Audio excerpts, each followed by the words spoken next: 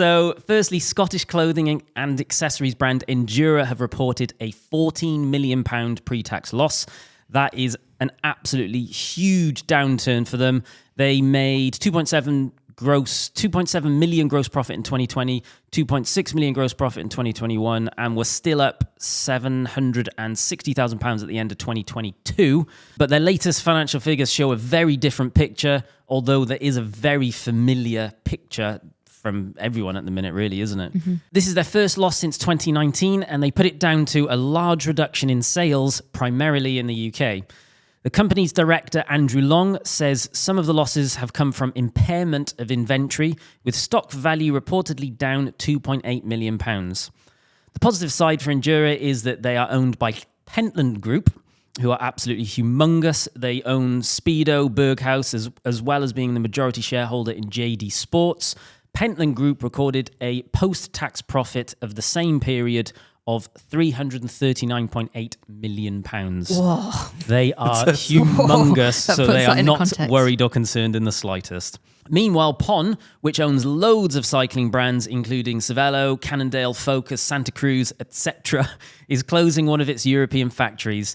The plant was responsible for assembling Cervelo and Santa Cruz bikes, and it opened in 2022. Its goal was to produce up to 30,000 bikes a year, but now Pon's shutting it down as part of what it calls a company restructure. And unfortunately, that means 80 employees will be being let go. The biggest shame of all of this is the pandemic was, in the cycling industry, everybody had such a massive boom. Mm-hmm. And things went well. And there were companies that were in trouble before that pulled themselves out of it and made tons of profits. It just feels a shame that people got a bit greedy. And then if you look at all those numbers for Endura, it just means all their profits have been wiped out in 1 year. So everything they did, 2020, 2021. Is it greed though, or is it just a downturn? I saw a report from Bicycle Association, which found UK sales of bicycles last year were around a third less than pre-pandemic levels. So yes, the pandemic was an anomaly and it was a real boom. But right now, it's a third less than it even was before then. It just feels like the whole thing has just shrunk. I get what you're saying, but so from a bike shop perspective, we can talk about, I saw loads of bike shops during the pandemic expanding, hiring loads of new staff, getting bigger premises, stocking up massively, higher than they ever have. But the problem was that you can stock slightly higher and do things, but everybody had to expect that this was going to end. It wasn't going to last forever. So if you start building, that factory was built in 2022 for Pond Group. So you start building all these things, you need to realize that you're riding a wave, it's a high and there's going to be a low. So if you made all those profits, but just slowed down all your production, didn't expand your lines, didn't make more stuff, didn't order more stock in, employ more people, build all these factories, knowing that you're not going to have the same sales, you wouldn't have had the losses. No, you're right. I do remember during the pandemic when everything was going well, we were all having this conversation of this isn't going to last. Like we were all like, are we doing well? Yeah. Are you doing well? Yeah. It's crazy and it's definitely going to end. But you need to kind of like, I started getting more and more nervous as the pandemic going on, like when is it going to explode? So just dial it back. But there isn't any issue with businesses expanding. No. As long as they know they will have to contract. Yeah. So that's why for Endura, this isn't a big deal because the cycling part is a very small proportion of their group. And they probably need their cycling part to exist just to sit alongside the other brands that they offer. I think it will be the same for Pon as well. They're not going to be worried about closing that factory. They've taken a punt on it. We don't even know if they've made a loss on it. They might have still made a fortune on it. The sad thing is the human element of it, in that 80 jobs are now lost. Yeah, Pon's done that to a lot. I mean, they had Cycling Sports Group, CSG, but it's based down south of England. There was the Cannondale and GT distributor for the UK. They've closed them and then moved all operations to Europe. So they still run. You can still get Cannondale and GT, but it's just they've downsized that, which is a shame, like people losing their jobs. Do you think that just less people are into cycling now? Do you think that cycling had an inflated temporary popularity, even even regardless of the pandemic, even maybe before the pandemic, and now those people have tried it, done it for a couple of years, and now left? Because I would say anecdotally, amongst friends and acquaintances and the wider group of people that we know, I feel like we're seeing that. I think there's two things. I think there is a reduction in the number of people riding bikes. And I think the other thing that has happened is lots of people have bought lots of stuff. Like put it into context of a bathroom. How often do you need to buy a toilet? Not very often. But when you buy, you move house, you might go, I'm going to renovate my house. I'm going to actually buy 2 toilets because there's 2 toilets I need to put in my house. And then they're probably going to sit there for 30 years. And I think in a weird way of looking at it, the same thing has happened in cycling. A lot of people have now got 2 bikes, 3 bikes, 4 bikes. They've got 2, 3, 4, 5 sets and they're of happy kit. with that.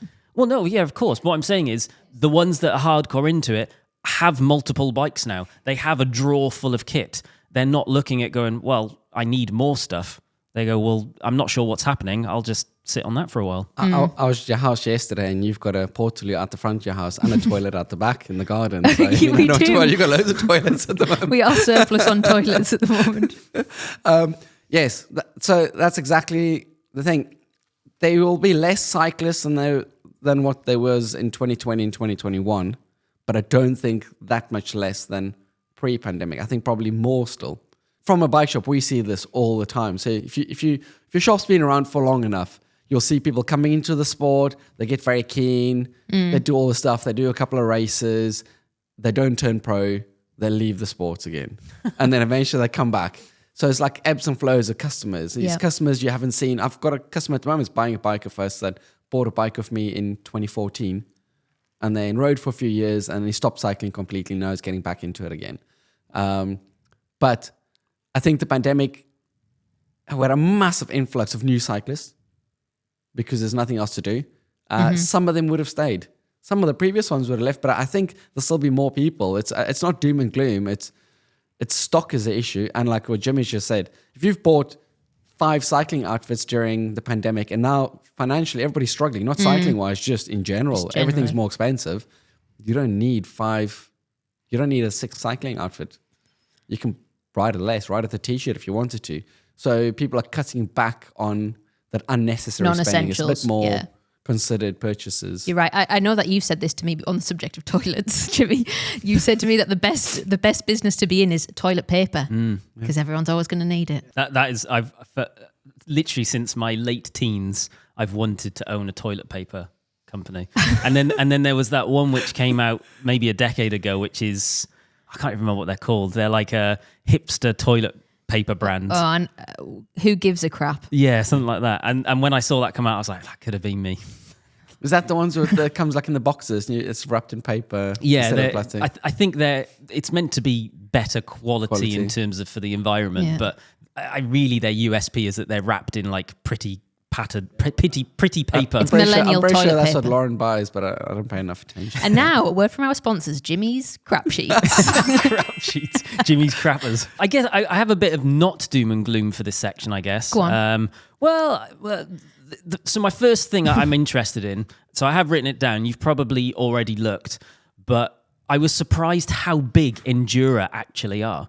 So their turnover, their reduced turnover for the last financial year was £28 million. That is unbelievably huge. And then the 2020, so that their peak was 2021, which was £48 million. So that will presumably put Endura as one of the biggest cycling clothing brands in the world. Yeah, that's and massive. I was not expecting that. I was wondering as well. I know Castelli's got these problems at the moment with Gore, where if you think about back to the Gabba, which is really good wet weather kit, but it's got microplastics in it. There's some new EU laws coming in. So a lot of the clothing manufacturers, especially the more technical ones, are having issues. Yeah. Because they've got limitations what they can do. So they're having to massively come up with new products and stuff. Because Endura has always been, well, they're known for really good quality stuff. But to do things like that, you guys tried to develop a rain jacket. It's not easy because you can't just. There's great fabrics yeah. out there, but they just cost a fortune, and they're. But some of the fabrics you can't use The anymore, reason, though. so when we had Atticus, the reason we never did a rain jacket is the fabric we wanted to use was actually made by a fabric manufacturer called Pertex, which some of you will have heard. And for us to be able to access it, we had to buy an entire roll, which was made in Japan, and it was And then have it shipped to Italy. I think it's 5 kilometers long, this roll of fabric, and then you then have to ship it from Japan to Italy. So it would have cost something like, I think it was 100 grand just for the roll of fabric to get it to Italy. And that is not an amount of money we're ever going to be considering investing just in fabric. And then you have to manufacture it. That was in the pandemic, and we were like, is this bubble going to burst? Should we spend 100K on fabric? yeah. Maybe not. But then there's also, you could buy the fabric. I'm not saying that one, but a fabric, and then get told, sorry, new laws and regulations. You can't use this anymore. Yeah, it's some sort of chemicals or something like that. Yeah, it's got to do with microplastics. So they're having to rethink a lot of stuff.